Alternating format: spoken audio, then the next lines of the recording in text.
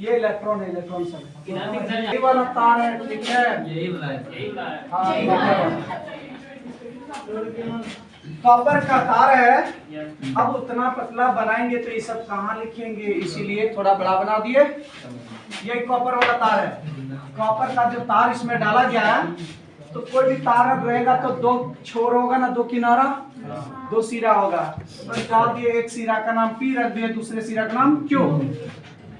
अब उस तार को जो जोड़ा गया है परिपथ बना करके, इसमें देखो, इस तार का कनेक्शन बैटरी से कर दिया ना, तो तार का चालक के दोनों सिरों का कनेक्शन बैटरी के ध्रुव से कर दिया गया है। चालक के P सिरे का कनेक्शन बैटरी के धन ध्रुव से, और चालक का Q वाला सिरे का कनेक्शन बैटरी के ऋण ध्रुव से कर दिया गया है। और स्विच लगाएं, जैसे ही स्विच ऑन करेंगे, स्विच ऑन करते ही धारा प्रवाहित होगा। लेकिन किधर से धारा प्रवाहित होगा, बताए थे कि ये जो इलेक्ट्रॉन है और ये जो प्रोटॉन है, कूलम के आकर्षण बल के अनुसार एक दूसरे को आकर्षित करेंगे। तो कैसे, जरा ध्यान देना, ये धन ऋण की ओर आकर्षित होगा और ये ऋण धन की ओर आकर्षित होगा। इनकी डायरेक्ट पार होगा, ऐसे दूर जाते हुए ऐसे पार होगा। तो धन आवेश इलेक्ट्रॉन की तरफ आएगा, धनावेश जो है ना वो आवेश ऋण आवेश की तरफ आने लगेगा, धनावेश और ऋण धन की ओर। अब जैसे इसमें से देखो यहाँ पे जाएगा, बैटरी जोड़ दिए, तो इसमें देखो विद्युत क्षेत्र उत्पन्न हो जाएगा। आवेश है ना, विद्युत क्षेत्र यहाँ उत्पन्न होगा। तो इस चालक में, चालक जो बना हुआ किससे बना होता है, परमाणु से। परमाणु में बहुत सारा इलेक्ट्रॉन्स होते हैं, तो वो इलेक्ट्रॉन गति करना शुरू कर देता है। तो तार में जो बोले थे कि बहुत सारे इलेक्ट्रॉन्स होते हैं, परमाणु से बने तो इलेक्ट्रॉन हो गए, बस वो इलेक्ट्रॉन निकलता उस समय जब उसको ऊर्जा मिल जाता है। तो देखो बैटरी जोड़ दी है ना, बैटरी जोड़ दी है, तो इसके वजह से चालक में देखो इलेक्ट्रॉन ऋणावेश इधर गया, धनावेश इधर गया, तो धनावेश इधर जब जाएगा तो यहाँ विद्युत क्षेत्र उत्पन्न होगा ना। अब विद्युत क्षेत्र उत्पन्न होने का मतलब क्या हुआ कि विद्युत क्षेत्र में ऊर्जा है, पावर है, बल है, तो वो चालक को ये ऊर्जा तो चालक को मिल गया। अब चालक में बहुत सारे परमाणु है, तो परमाणु को भी मिल जाएगा। परमाणु का जहाँ मिला तो चालक में बहुत सारे, चालक परमाणु से मिलके बने होते हैं, परमाणु में बहुत सारा इलेक्ट्रॉन्स होंगे। तो जैसे देखो बैटरी जोड़ दिए तो इसमें विद्युत क्षेत्र उत्पन्न हो जाएगा यहाँ पे, और वही विद्युत क्षेत्र की वजह से इलेक्ट्रॉन, जितना सारा चालक में इलेक्ट्रॉन, और वो ऋण आवेश किधर आकर्षित करेगा, बैटरी के धन ध्रुव की ओर कि ऋण की ओर, धन की ओर। तो वो इलेक्ट्रॉन गति करना शुरू कर देगा धन ध्रुव की ओर। और इलेक्ट्रॉन अगर यदि इधर आएगा तो फिर बताओ कि विद्युत धारा किधर जाएगा, इस इलेक्ट्रॉन के विपरीत दिशा में विद्युत धारा प्रवाहित होगा। तो जिधर विद्युत धारा प्रवाहित होता है, विद्युत क्षेत्र उधर ही उत्पन्न होता है, यानी विद्युत क्षेत्र की दिशा में धारा प्रवाहित होना प्रारंभ कर देगा। तो अब यह विद्युत क्षेत्र जो है और ये जो विभवांतर है, इन दोनों के बीच क्या रिलेशन है, देख लो। विद्युत क्षेत्र E और विभवांतर V के बीच का रिलेशन कैसा है, E बराबर माइनस dV बाय dr। तो यहाँ पर देखो विद्युत क्षेत्र E जो लिखेंगे माइनस dV बाय dr, लेकिन dV नहीं लिखना है, विभवांतर V मान लेना, वहां dV भले है, यहाँ dV है, लेकिन हमारा विभवांतर V है, तो V लिखना बाय।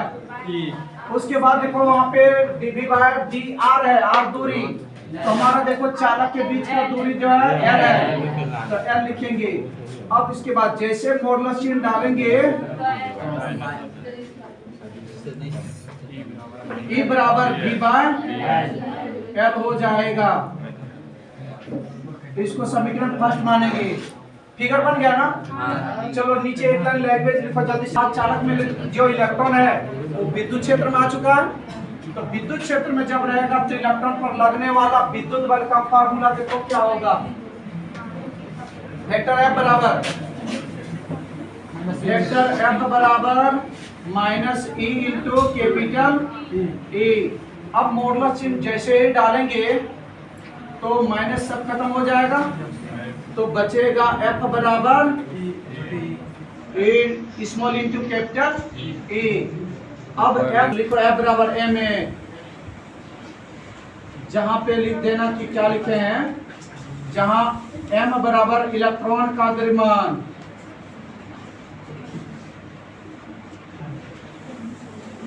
ये सब याद रखना। आगे आएगा इलेक्ट्रॉन का द्रव्यमान और a बराबर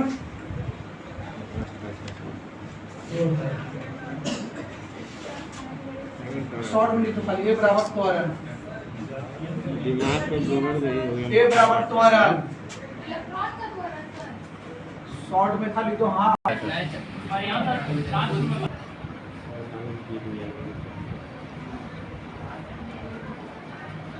V बराबर Vd लिखना, क्योंकि जब इलेक्ट्रॉन चलने लगेगा, शुरू में तो जीरो था, जब चलने लगेगा तो जिस वेग से चलता है उसको अनुगमन वेग बोलते हैं।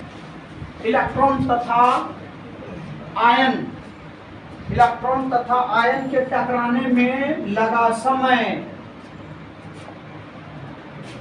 इलेक्ट्रॉन तथा आयन के टकराने में लगा समय,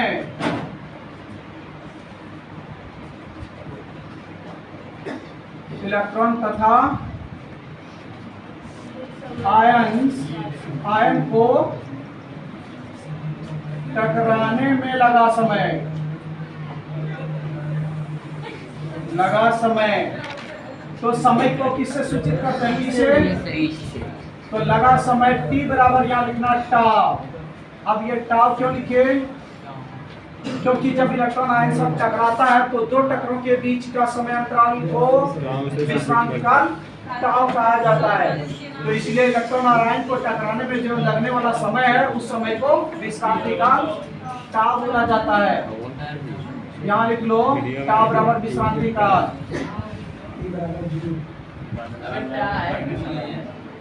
जहाँ टाउ बराबर विश्रांति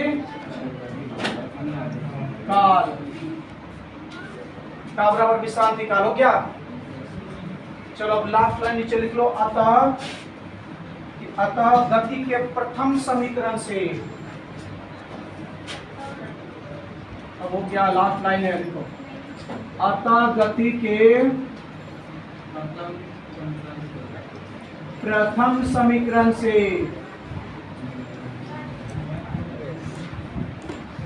तो गति का पहला जो समीकरण है v बराबर u प्लस AP। अब ये सब सारा का सारा मान मिल जाएगा। यहाँ पे देखो समीकरण 2 में देखो, इसको समीकरण मान लो, इसमें मानेगा हाँ मान लो 2 इसको 3 मान लो, इसको भी 4 मान लो, हाँ इसको 5 मान लो, पहले बोलना 5 हो गया। और सभी जगह समीकरण 1 से लेके 5 तक में से हर जगह ढूंढ लो, V U A P सभी का सभी मान मिल जाएगा, मिलेगा। V का मान कहाँ पे है देख लो, 4 में, तो यहाँ VD लिख देना। U का मान कहीं है 3 में, देख लो 0 हो जाएगा।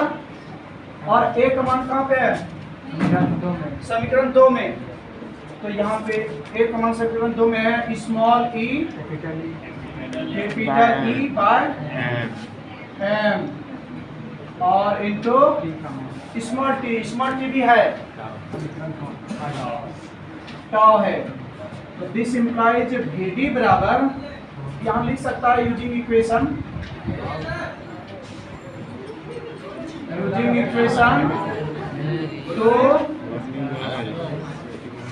3 4 और 5, इतना सारा समीकरण का यूज किए। तो VD बराबर देखो आंसर जो आया, small e tau by m into capital E, answer आ गया है। नहीं आ रहा है नाश्ता देगा, इसमें भी आई लिख लो, एक आंसर आ गया। आपको आवेगा विद्युत क्षेत्र के बीच संबंध निकालने बोले थे। अब VD बराबर दूसरा फॉर्मूला देखो, small e tau by m into capital E का मान देखो कहीं पे है समीकरण फर्स्ट में v बार, तो यहाँ लिखना है v बार l। दूसरा भी आंसर कंप्लीट हो गया।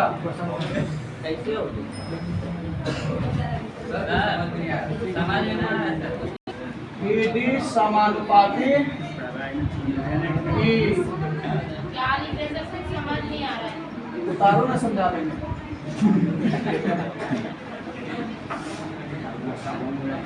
आज बहाना नहीं आज बहाना यार स्मॉल ई टा बाय m बराबर कांस्टेंट।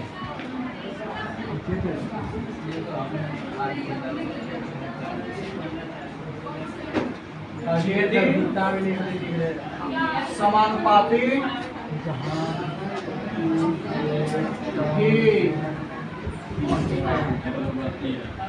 वो सर पकड़ में क्या लिखे सर? स्मॉल इटा बाय एम इंटू जल्दी छुट्टी दीजिए।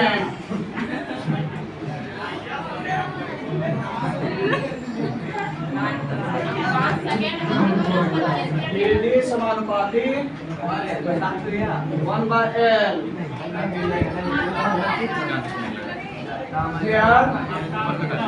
आज बोर्ड देख के मस्त लगा। Small e tau by m into v। 12 बजे चलो उतारो।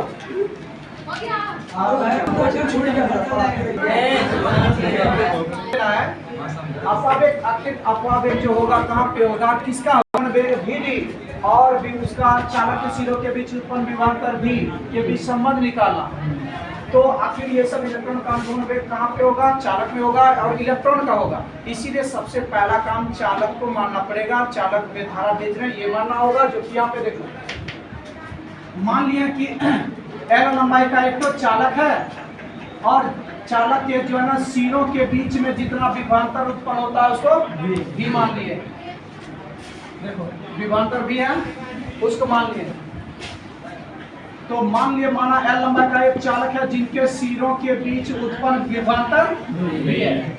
अब चालक के दोनों सिरों को एक परिपथ से जोड़ देते हैं, यानी चालक के P सिरे को बैटरी के धन ध्रुव से और Q वाले को ऋण ध्रुव से जोड़ दिया जाता है। और स्विच यहाँ पे लगा दिया है। स्विच जैसे ऑन करते हैं स्विच ऑन करते ही देखो बैटरी से धारा प्रवाहित होगा और ये इलेक्ट्रॉन इधर जाएगा। अब बैटरी जो धारा प्रवाहित होगा तो इसके वजह से इस चालक में विद्युत क्षेत्र उत्पन्न हो जाएगा, होगा ना। अब विद्युत क्षेत्र के संपर्क में आते ही ये चालक, इस चालक को ऊर्जा मिल जाएगा, विद्युत क्षेत्र वाला ऊर्जा मिल जाएगा।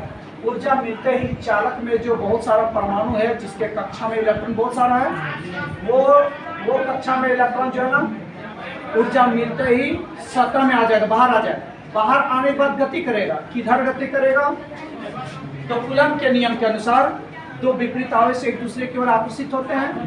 तो इलेक्ट्रॉन सतह में जैसे उत्सर्जित होकर निकलेगा परमाणु को, तो वो इलेक्ट्रॉन में ऋण आवेश होता है और प्रोटॉन में यहाँ पे देखो धन आवेश है। तो ये ऋण आवेश तो गति करेगा धन आवेश की ओर, तो इलेक्ट्रॉन अगर यदि इधर आएगा तो विद्युत धारा चालक से होकर किधर जाएगा, उल्टा दिशा में। अर्थात विद्युत धारा जिधर प्रवाहित हो रहा है उधर विद्युत क्षेत्र भी उत्पन्न होगा। तो इसमें जो विद्युत क्षेत्र उत्पन्न होगा कितना होगा, तो यूनिट 1 का चैप्टर 3 में पढ़ाए थे E बराबर माइनस dV बाय dr, यानी विद्युत क्षेत्र और विभवांतर के बीच संबंध बताए थे। तो E का मान देखो और P और V के बीच का संबंध देखता थे ना, चुप रहेगी। क्षेत्र यहाँ जो धारा प्रवाहित करने से चालक में जो विद्युत क्षेत्र उत्पन्न होगा, ये विद्युत क्षेत्र कितना उत्पन्न होता है, तो यूनिट 1 का चैप्टर 3 में पढ़ाए थे विद्युत क्षेत्र और विभवांतर के बीच का संबंध ये। बस इसी को ध्यान में रखते हुए कितना विद्युत क्षेत्र उत्पन्न होता है वो निकलेगा। तो विद्युत क्षेत्र E बराबर देखो minus dV by dr, dV व सिरों के बीच उत्पन्न विभवांतर। तो यहाँ हमारा विभवांतर भी है ना, इसीलिए भी लिखा गया। dr व चालक का बीच का दूरी इसमें बोलेंगे, तो dr दूरी है, तो हमारा देखो यहाँ से आकर दूरी इसलिए L डाल दी। हाँ, चूंकि हम लोग को मान निकालना है, इस वजह से मॉडुलस चिन्ह डालेंगे तो चिन्ह खत्म अपने आप होगा, तो तीर चिन्ह गायब हो जाएगा, इसमें माइनस खत्म हो जाएगा, V बाय L होगा, यानी विद्युत क्षेत्र का मान इतना उत्पन्न होगा धारा प्रवाहित करने से चालक में। अब उसके बाद बताओ कि जब चालक में विद्युत क्षेत्र उत्पन्न हो गया तो बताओ वो इलेक्ट्रॉन को विद्युत क्षेत्र के संपर्क में आया या नहीं आया? तो जब भी इलेक्ट्रॉन विद्युत क्षेत्र के संपर्क में आएगा तो देखो क्या होगा। मान लो ये विद्युत क्षेत्र हुआ और यहाँ पे कोई मान लो आवेश आता है, तो Q आवेश को विद्युत क्षेत्र में रखने से F बल बहुत यूनिट 1 पढ़े थे ना, तो Q0 आवेश को अगर यहाँ रख देते हैं विद्युत क्षेत्र में तो वेक्टर F बल लगता है। तो एकांक धन आवेश को रखते हैं तो कितना बल लगता है? बटे Q0, जिसको विद्युत क्षेत्र की तीव्रता बोलते हैं, अर्थात विद्युत क्षेत्र की तीव्रता E बराबर F बटे Q0। तो ये हुआ बल, यानी आवेश पर लगने वाला बल, तो बल का मान कितना होगा? Q0 इंटू वेक्टर E, इतना होगा। ये देखो Q0 आवेश है, लेकिन यहाँ पे देखो ये विद्युत क्षेत्र पड़ने से इलेक्ट्रॉन को विद्युत क्षेत्र के संपर्क में आ जाता है इलेक्ट्रॉन। तो जिस तरह से यहाँ समझाए कि आवेश विद्युत क्षेत्र में रहता है तो उसको बल लगता है इतना, तो इलेक्ट्रॉन विद्युत क्षेत्र जो उत्पन्न हुआ तो विद्युत क्षेत्र में इलेक्ट्रॉन आ गया, तो उस इलेक्ट्रॉन को भी तो बल लगेगा। तो इलेक्ट्रॉन पर बल लगेगा कितना? मान लो ये इलेक्ट्रॉन आ गया, आवेश न रखे इलेक्ट्रॉन रहता, तो इलेक्ट्रॉन में आवेश ही तो रहता है, इलेक्ट्रॉन आवेश रहता है। तो जहाँ पे Q0 लिखे थे वहाँ पे क्या होता? वेक्टर F बराबर जहाँ पे Q0 लिखा गया है वहाँ पे माइनस E, क्यों? क्योंकि इलेक्ट्रॉन में आवेश ऋण आवेश उत्पन्न होता है, इसीलिए माइनस E। इलेक्ट्रॉन में आवेश को माइनस E से सूचित करता है, प्रोटॉन पर आवेश को प्लस E से। तो इलेक्ट्रॉन में आवेश देखो यहाँ इलेक्ट्रॉन रखे, यानी इलेक्ट्रॉन में आवेश माइनस E होगा, E है वो तो वही रह जाएगा। अर्थात इलेक्ट्रॉन अगर विद्युत क्षेत्र में रहा तो इलेक्ट्रॉन को लगने वाला बल होगा इतना। तो देखो यहाँ लिखे थे आता इलेक्ट्रॉन पर लगने वाला विद्युत बल का मान होगा, तो वेक्टर F बराबर minus E into capital E। हम लोग को मान निकालना, इसलिए मॉडुलस चिन्ह डाल के तीर चिन्ह खत्म कर देते हैं, तो ये F बराबर small e into capital E हो जाएगा। अब ये जो F बल है, बल का सूत्र है बराबर M लेना, M और एक क्या चीज है? M इलेक्ट्रॉन का द्रव्यमान और एक त्वरण। त्वरण होगा या नहीं होगा? अब बता, इलेक्ट्रॉन जो आएगा एक स्पीड से आता नहीं है, टकराते हुए आता है, तो स्पीड कम ज्यादा होगा, वेग में परिवर्तन होगा, तो वेग में परिवर्तन की दर को त्वरण कहते हैं, अर्थात इलेक्ट्रॉन में त्वरण उत्पन्न हो जाएगा। तो M इलेक्ट्रॉन का द्रव्यमान हो गया और A इलेक्ट्रॉन का त्वरण हो गया, तो यहाँ पे त्वरण का मान निकाल लेना, आगे काम लगेगा, तो इसीलिए A को फ्री करेंगे तो small e capital E by small m आ जाएगा। अब इतना के बाद इलेक्ट्रॉन के इसके बाद जो है गति का जो पहला समीकरण v बराबर u प्लस at है, इसी फार्मूला में जब बैठाएंगे तो ये सब प्रूव होता है। तो इनमें से बैठाएंगे तब जब v का मान, u का मान, a का मान और t का मान रहेगा तब ना। तो देखो इसीलिए ये सब निकाल के रखे थे, a का मान निकाल दिया, अब u का मान देखो चाहिए इसमें जब विद्युत क्षेत्र नहीं डाले थे तो उस समय इलेक्ट्रॉन का वेग कुछ था क्या? नहीं। तो इलेक्ट्रॉन का प्रारंभिक वेग 0 को u से सूचित करते हैं, तो उस u का मान शुरू में कुछ होगा नहीं, तो 0 लिख दिया समीकरण 3।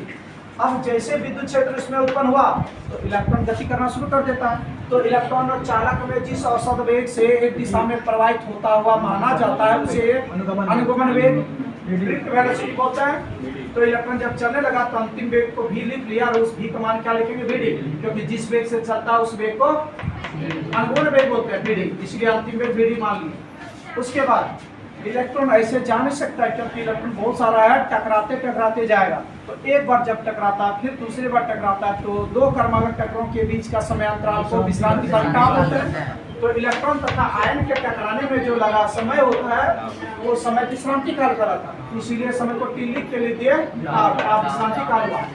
अतः गति के प्रथम समीकरण v बराबर u प्लस at जो सूत्र होता है इनमें से सब एक समीकरण 2 से लेके 5 तक सब देखो भी यू ए भी सब मिलेगा। भी अंतिम वेग है, देखो यहाँ पे मान देना भेड़े यू प्रारंभिक वेग है 0 है, ए का मान समीकरण 2 में देख लो यहाँ पे रख दिए। उसके बाद स्मॉल टी का मान यहाँ देखो टा है। जिस समीकरण का यूज किए मान रखने में उसका नाम लिखे हैं using equation second third 4 and 5, यानी समीकरण 2 3 4 5 का यूज करने पर। अब इसका मान तो 0 है, इसको छोड़ देंगे तो जो बचा इसको उतार देंगे, तो आपको सिर्फ अंदर ले गए ई को बाहर कर दिए। तो देखो इलेक्ट्रॉन का अनुगमन वेग का सूत्र निकल गया विद्युत क्षेत्र के रूप में। इलेक्ट्रॉन का अनुगमन वेग ई स्मॉल ई टाउ बटे एम इंटू कैपिटल ई। देखो इसमें हो गया विद्युत इलेक्ट्रॉन का अनुगमन वेग विद्युत क्षेत्र के बीच का संबंध। तो अनुगमन वेग और विद्युत क्षेत्र के बीच संबंध स्थापित कीजिए लिखा थे, तो देखो निकल गया आंसर। उसके बाद अगर इस ई का मान यहाँ से रख देते हैं ई बराबर वी बाय एल, तो वी बाय एल जैसे रखेंगे तो दूसरा आंसर एक और आ जाएगा कि अपवाह वेग और विभवांतर के बीच संबंध निकालिए, लिखा था। तो देखो वो भी आ गया, अपवाह वेग और विभवांतर के बीच संबंध आ गया। उसके बाद फिर लिखा था कि अनुगमन वेग विद्युत क्षेत्र का समानुपाती होता है, तो यहीं से कर लेंगे, यानी जिस क्वेश्चन का आंसर पूछेगा वही करेंगे। इस क्वेश्चन जो क्वेश्चन मतलब अगर कहेगा कि अपवाह वेग और विभवांतर के बीच संबंध निकालिए, तो यहीं लाके छोड़ देना, आगे क्यों बढ़ाएंगे।